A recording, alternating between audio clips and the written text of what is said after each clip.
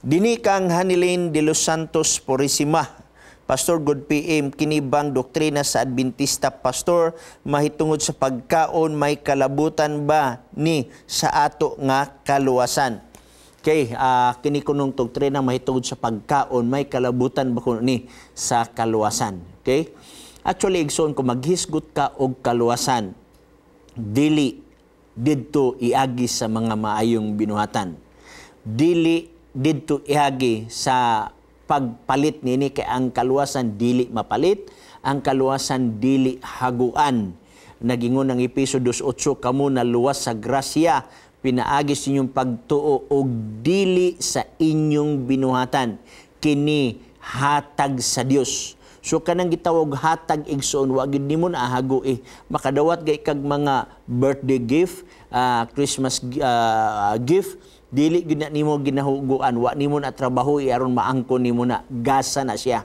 Samang paagi ang kaluwasan gasa, wala nimo na baylui sa imong pagkamatinumanon, wala nimo na palita sa imong mga paghago, apan kini libre nga wala na siya bayad. Now, mahitungod sa mga nalatid nga mga kasuguan dinis bala ang kasulatan, nay kasuguang moral nga mao ng Ten Commandments, nay kasuguan nga seremonyal mao nay mga paghalad-halad kaniadto, nay kasuguan sa mayong panglawas. Now, kinitanan igsuon kung magbantay kag napulo kasugo, wala kita magbantay napulo kasugo aron maluwas. Nagbantay kitag napulo kasugo kay humana kita giluwas. Wala kita nagbantay sa gitawag og wa kita nagakaon sa mga butang nga mahugaw nga gisgutan sa Levitico 11 aron maluwas. Wa naglikay kita ng mga butang sa pagkaon ni ng mahugaw kay humana kita giluwas. Sa laktod nga pagkasulti ang atong pagkamatinumanon sa kasuguan sa Dios, resulta kana sa atong pagkaluwas. Kung kana resulta sa pagkaluwas igsuon, balik ta sa imong pangutana, may kalabutan ba kini sa ato nga kaluwasan? Wala na siya kalubutan kay humana man kagiluwas, ay ikaw nagbantay sugo. Sukwahi sa mga Hudiyo igsuon. Ang Hudiyo gusto sila mo trabahuan nila ang kaluwasan pinagi sa pagbantay sa kasuguan, mo nga nangahulog sila sa grasya na walay bili si Kristo kay nahimong duha ang ilang mangluwas. Number 1, ang sugo. Number 2, si Kristo. So nauna ang sugo kay kang Kristo. Dili ka na mao ang mapapaagi dinhi sa balaang kasulatan igsuon.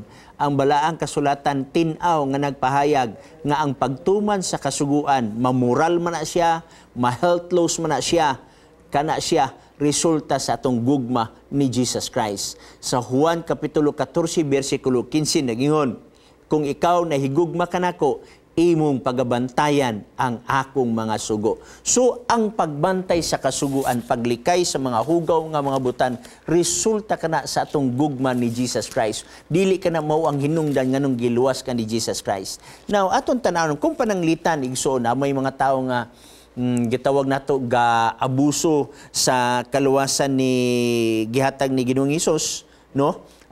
Dili sila mo bantay sa gitawag nato og kasuguan, unsa may gipahayag sa balaang kasulatan ni ana nga mga puntuha igsoon nga gisulti ni sa balaang nga kasulatan. Atong tagdon kining gisulat ni Juan, no? Usa ka gitawag nato og apostoles ni Ginoong Hesus, disipulo ni Ginoong Hesus.